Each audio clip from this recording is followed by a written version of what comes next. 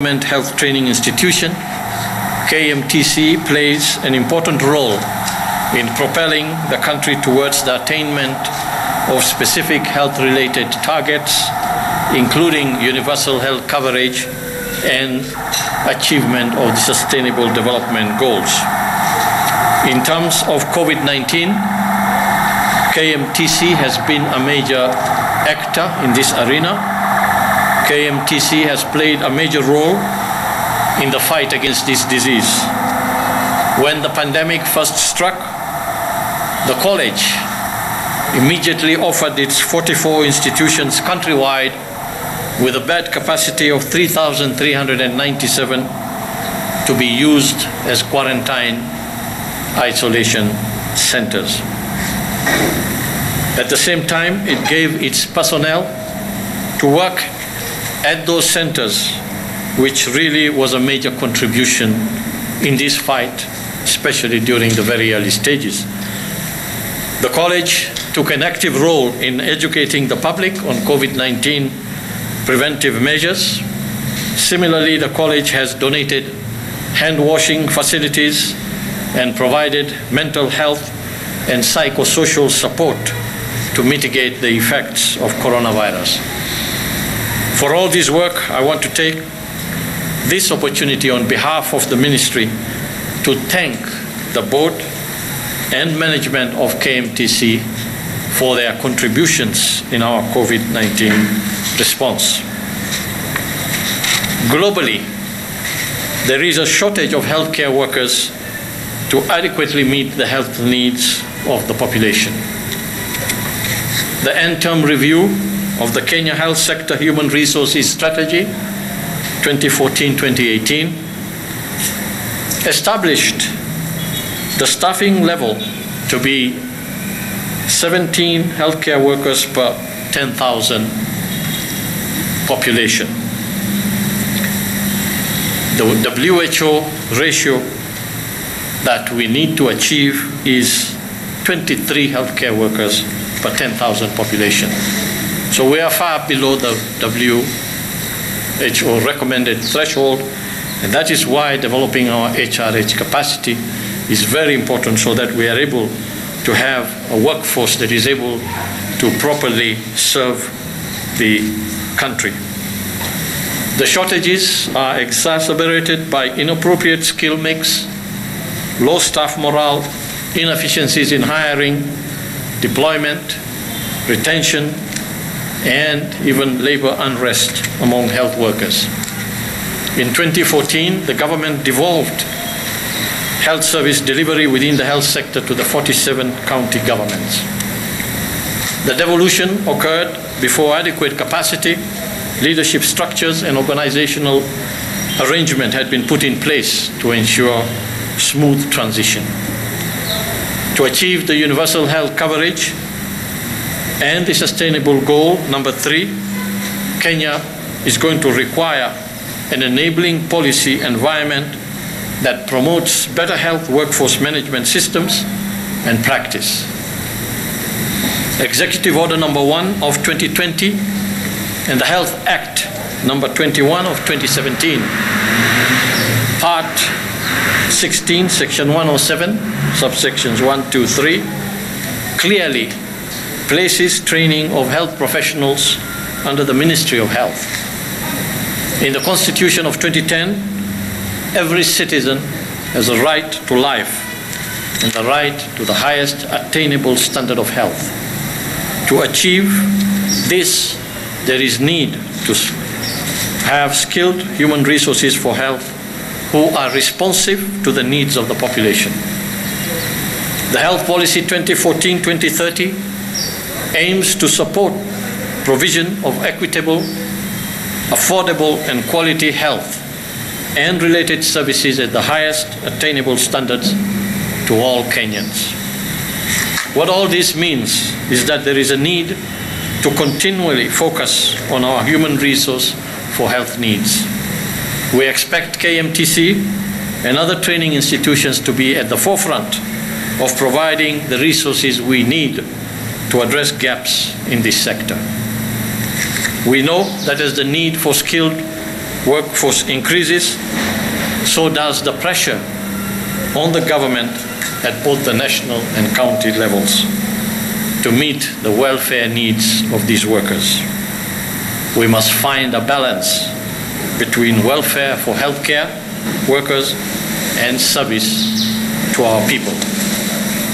In this regard, we expect sustained engagement between the government and representatives of the healthcare workers to ensure smooth running of our health facilities.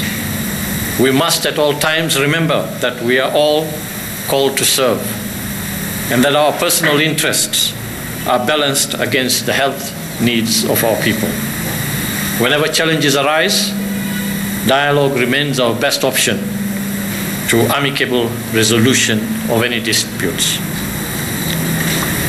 Fellow Kenyans, now turning to our COVID statistics in the country, I report to you that today 1,253 people have tested positive for the virus after testing a sample size of 10,170 over the last 24 hours.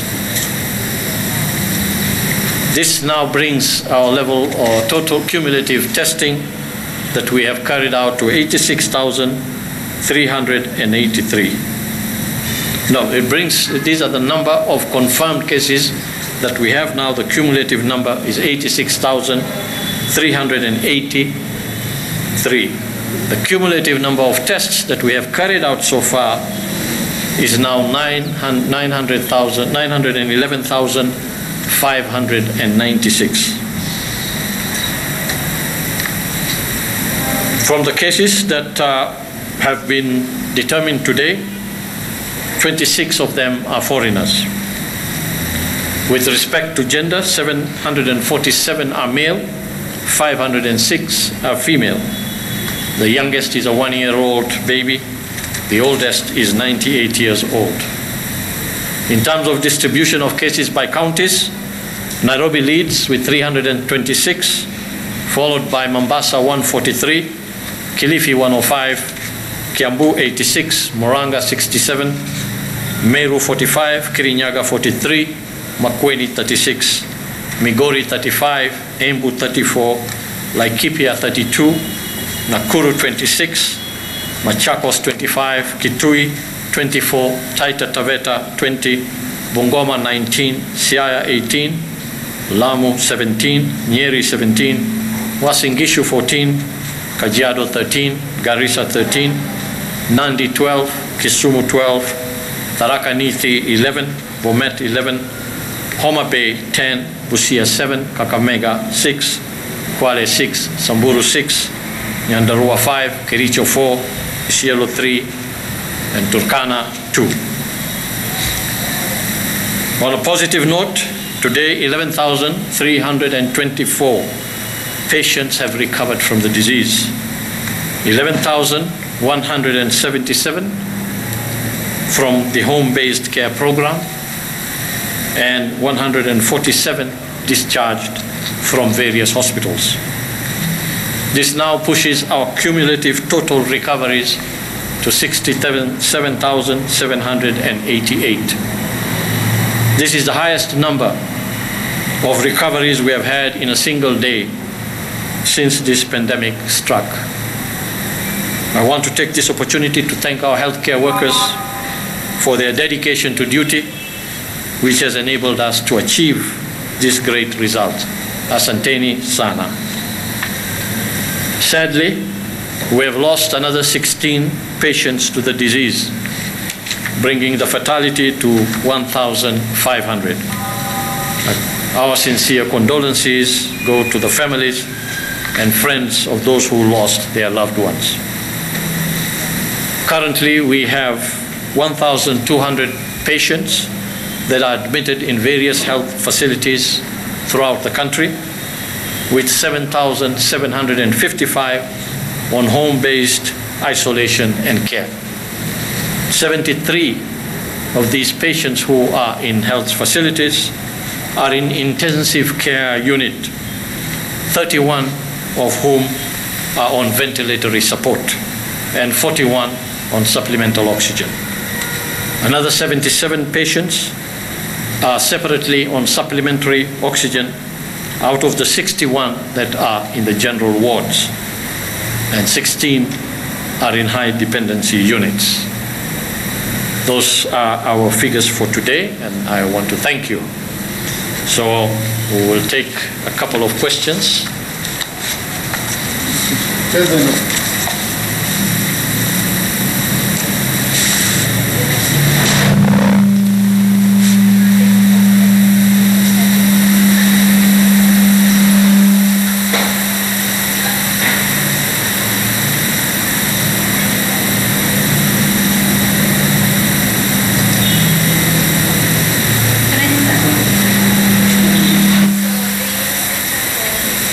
We can't hear you. To get that.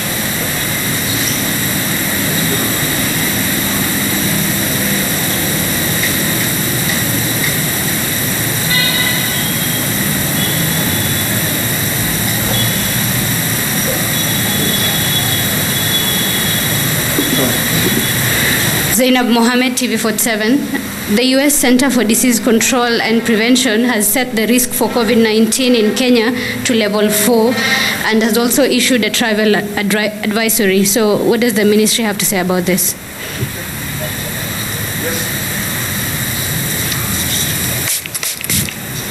Anita from NTV. I have two questions. The first one is that the High Court has ordered the government to refund money collected from people who had to be put in forced quarantine at the beginning of the pandemic. They say that it was illegal and contrary to the Public Health Act for the government to force people into quarantine without obtaining an order from a magistrate court as required by law. What does the MOH have to say about this? Do you plan on appealing the ruling? And do you have any idea how much it would cost? The second question is in regards to KEMSA. The government has ordered KEMSA to release the personal protective equipment in their stores to public healthcare workers who are dealing with patients with COVID-19. Could you please comment on this matter and how much value is going to be lost with such a move? Thank you.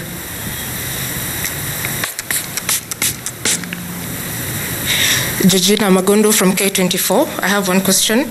There are reports that we are currently at the recruitment and administration stage of the CHAdOx vaccine. Maybe you can tell us what is the outcome so far and how many volunteers have received the vaccine. And maybe one more question. It's alleged that the government of Kenya is set to procure a vaccine from China. Maybe how true is this? Thank you.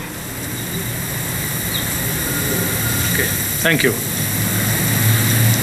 Zainab, TV47. You know, every country has its right to determine how it wants to deal with the evolving issue of the pandemic. So it is not a surprise if the CDC in America feels that they want to grade the situation in Kenya to level 4, as well as issue a travel advisory. I think people are following. You know very well that even when international air travel was resumed,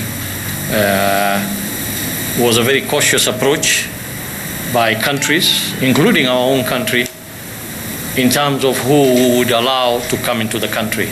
And I think every country is trying to do that just so that they are able to protect themselves. We feel that where we are in terms of the pandemic, of course, we are going through a second spike, but we believe that, and we have seen over the last several days, that although our positivity rate had shot up to very high numbers of 18 to 20% at some point, we have been seeing that positivity rate fall down to levels of around 12% or so. So we seem to be on a gradual decline, and we hope that we'll be able to maintain this. The only challenge that we may face is that we are getting into the holiday season, the festive season, and this is a time when, of course, the spread of the virus can be accelerated. So our appeal to Kenyans is that even as we move into the festive period, let us be responsible. Let us make sure that we are not in situations where we are promoting the spread of the virus through gatherings, family gatherings, close unions, and so on. So to answer your question, I think I can say that we are okay with other countries providing their own advisories.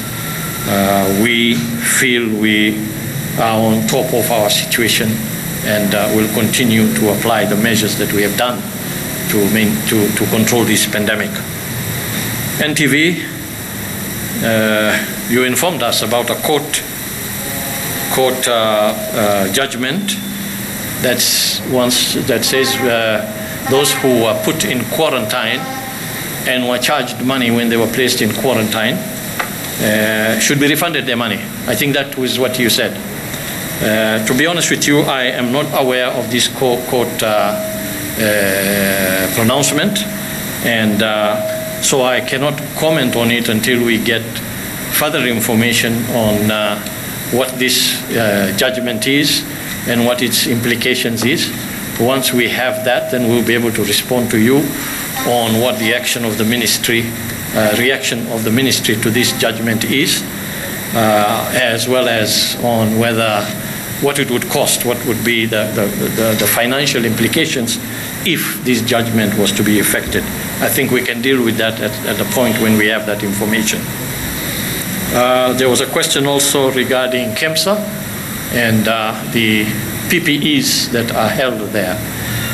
Indeed, there has been a lot of discussion around those PPEs and a lot of activity. I think you are all aware that even the parliamentary committees have been visiting KEMSA, have been meeting with KEMSA as well as the ministry to find a way in which these PPEs can be deployed and be used where they are needed within the counties. And truly, as a ministry, we also want to make sure that these PPEs are actually put to good use. The issue that we have at hand here is a little complex in the sense that there is already certain levels of investigations that are ongoing within KEMSA that complicate the release of these PPEs. Despite the fact that the government has made the determination that yes, there will be a loss, that these things will be released to the counties to draw down on the current market rate. And that, of course, is going to be a loss for KEMSA. But I think that determination has been made. The discussions are ongoing as to how quickly to be able to get this process completed so that these PPEs are now available for the counties to be able to draw on.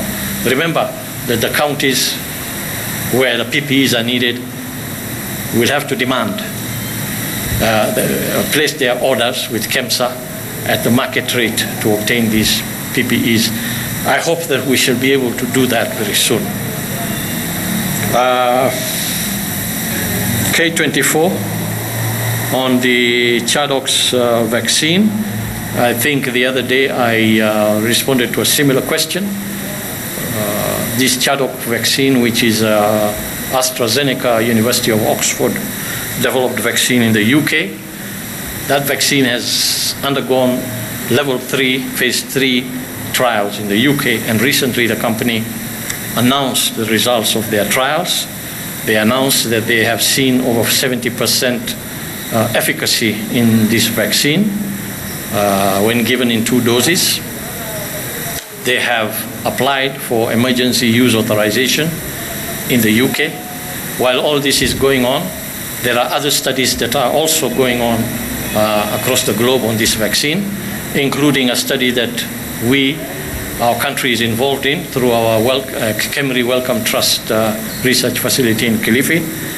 In that particular study, which is a phase 1 trial, we are actually testing the vaccine in our populations.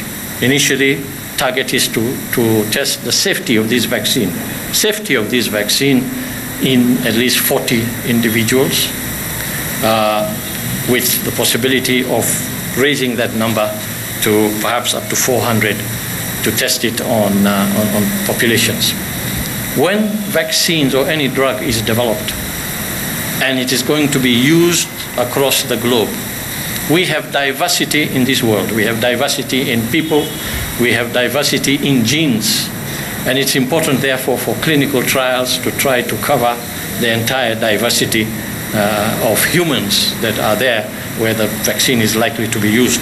So that is why it's important also to benefit from a vaccine that we as a country are also amenable to allowing it to be tested in a very scientific way, in a very controlled way, so that when the results come, they are results that are relevant for us and our populations on that vaccine. And it is in that context that we are participating in this vaccine. There's a good chance that this vaccine might also be given emergency use authorization very shortly, in which case when it does, and we are already in some form of discussions on the availability of this vaccine when it becomes available. You are aware that the other vaccines, some of them, one of them has been given emergency use authorization in the UK, and the UK is planning to roll that out by next week. We expect that the same vaccine will also be available in the US very shortly. So definitely vaccines will appear on the scene in the coming weeks, that we are certain about.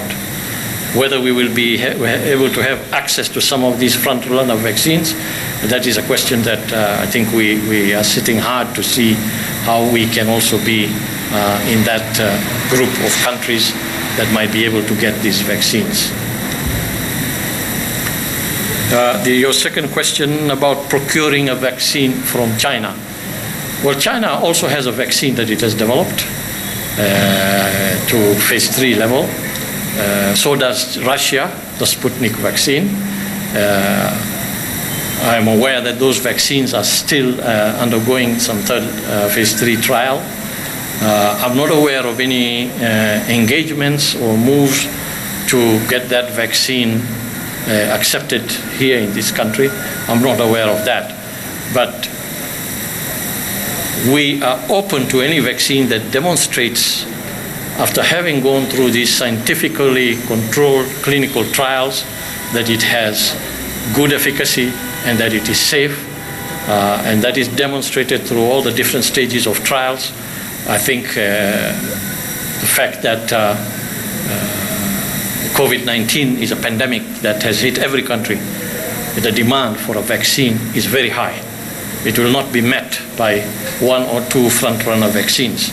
There will be a need for other effective vaccines to be produced in order to be able to provide these vaccines to the rest of the entire globe. So I think we should remain open to opportunities when we find that it suits us.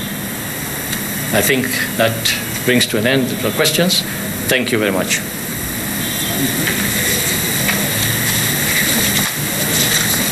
Thank you for coming.